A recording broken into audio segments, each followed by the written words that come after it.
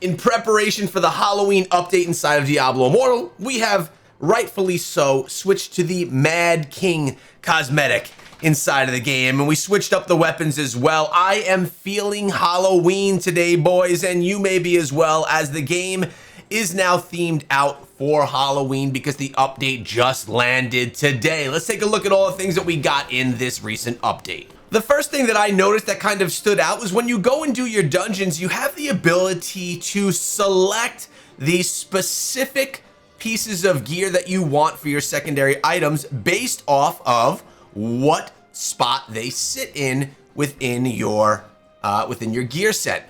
Funny thing is, there's nothing here for bracelets. You have rings, gloves, boots, belt, amulet, but nothing here for your bracelets whatsoever. So it looks like as of right now, you can't do that. Now, you can either go for a set in full. You could choose a full set for all of the items, or you can go and individually choose each one that you want. What I've done is I've individually chosen the ones that I want that I'm currently wearing, and I should be getting a better chance of actually getting these drops, or, you know, similar to how it was previously before that last one jumped out of the game.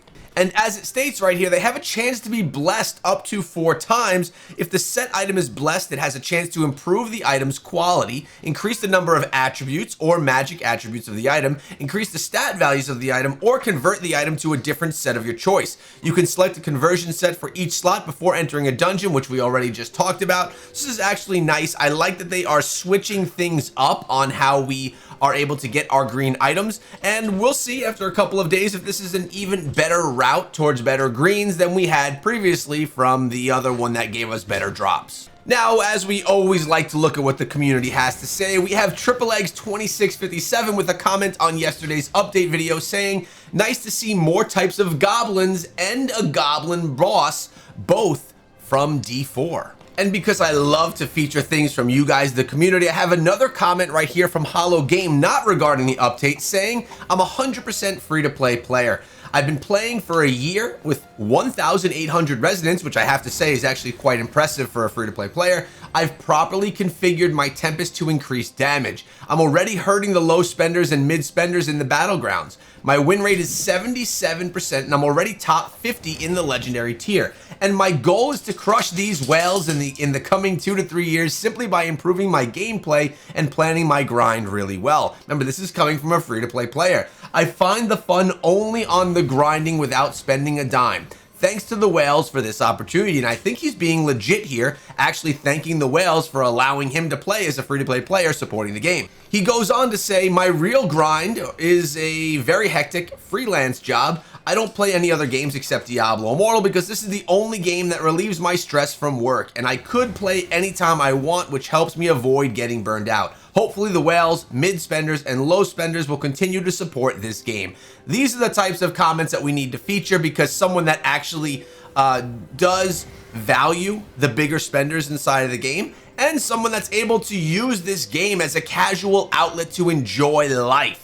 And I love that. So Hallow Game with the comment of the day right here. Let me know how you feel about his comment and his just thoughts on the game overall. And do you think he'll be able to take down those big whales in 2 years as a free-to-play player? We'll see. So back inside of the game, as you can see, we have a brand new Survivor's Bane that's there right now. We have the Treasure Goblins, which are going to be able to be dropped in the world, which are going to drop all different types of things, including gems. Hallow's Wake, the veil between realms grows thin, and the wrath of vengeful spirits spreads across the land. We have the Myth Slayer cosmetic and Howler's Hunt, the new event in the game. Let's actually go look into the shop and find that cosmetic and take a peek at it. All right, here it is right now. This is the Myth Slayer cosmetic, and I have to say, it's pretty freaking sweet looking. This is the cost, 4,500 if you want it cross-class. That's 9 classes. That's 9 portals, that's 9 of this version of the cosmetic, and 9 of this version of the portal. You also get this banner, and as well, you get this emoji if that's something you care about. If you don't want the collector 4,500 orb version, actually, I don't, is this the Myth Slayer right here? Yeah, we have this version of it right here, which is class bound. Now notice the $1,000 orb right here. I think that's the only one available, and again, it's in game already. What is this one? Ooh, Walking Nightmare looks pretty cool, actually. I like that. Wow, I like that a lot, actually. What I'm trying to say is this one has been in the game, but the collector version is a little bit different. It gives that different look. It actually looks a lot better in my opinion, but the price tag is a lot higher. But again, you would be getting this with it being cross-class. You never have to worry about it when you do switch class. Tell you what though, I'm kind of stuck on this Walking Nightmare one right here. This thing is freaking awesome looking.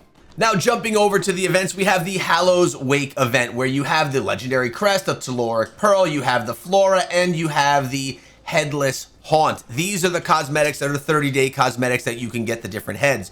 Basically a gift from a crone, complete a bounty, complete any dungeon, complete bounties in a party, complete a dungeon in a party, defeat goblins found in the open world. Very easy things that you're gonna rack up just from participating in the event. Or you can get the stone bonus where if you pick this up, unlock the gift pack, which is, you know, costing you some orbs to do so.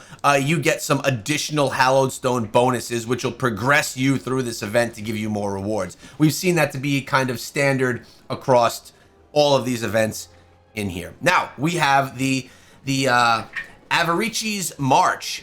Gold Curse has been gathering an army. Defeat these minions for rewards. And if it's, let's see if it shows us right here. These are the different things that can be dropped from these treasure goblins. Obviously, we like gems. We like sellable gems better. Although, you should never be selling your gems. Don't make the mistake that I made when I started the game. In addition to that, you can get yourself some rhodolite, which is really nice as well. Honestly, everything that you can get here is great. I can't wait to dive into the open world myself, which I haven't yet done. Do you hear the mayhem going on behind me? These two dogs? Just fighting it out back there. Just playing in the background. No, they don't care. They don't care what's going on over here with the video. They're just going to play it out. Either way, I think this is really cool. We have the Haunted Surge that's still going on. That has not changed. This is going on until 11/12. Howler's Hunt has dropped inside of the game. I know this is not a fan favorite, but it's probably worth diving into at least so you can get some battle pass progression. You win one match, good battle pass progression. The rewards are decent here, so it's probably worth trying it out. Overflowing Arsenal, still here. The Expedition, still here. Moonlit, still here. Winds of Fortune is available, and as I've mentioned before, I suggest doing the Winds of Fortune for double rewards on a day where you're going to be highly active. Either a day where you have a lot of time, or a day where you're going to be running your Helliquary, which is typically a Monday or a Thursday for most players. Activate that, you have 24 hours of boosted everything, a great day to do a lot of farming. You have the Blessed Hunter right here, where you can do the random dungeons and choose the sets that you want to, as we spoke of, and Rising Damnation you probably have already completed inside of the game. But one of the things that I really do like best is the theme that you get, the Halloween theme, which is mostly themed out over here when you're by the rifts. There you have a lot of Halloween style things. Look at the tree skeleton over there. I just love when these games are themed out. They really do get me in the holiday spirit, whether it's Halloween, Christmas, or any others that come to the game. Let me know what you think of this Halloween update inside of Diablo Immortal, and let's see if we can actually find those cosmetics. Yeah, I don't think there's a way to view it besides right here, the Headless Haunt, which is basically the three versions, the orange, the blue, and the green of being headless. It's been in the game before. It's not something new, but it'll be something cool when you do have it for those 30 days. Let me know what you guys think of the update, and if you're excited for Halloween. Also, let me know if you're going to a Halloween party or something like that. What are you dressing up as?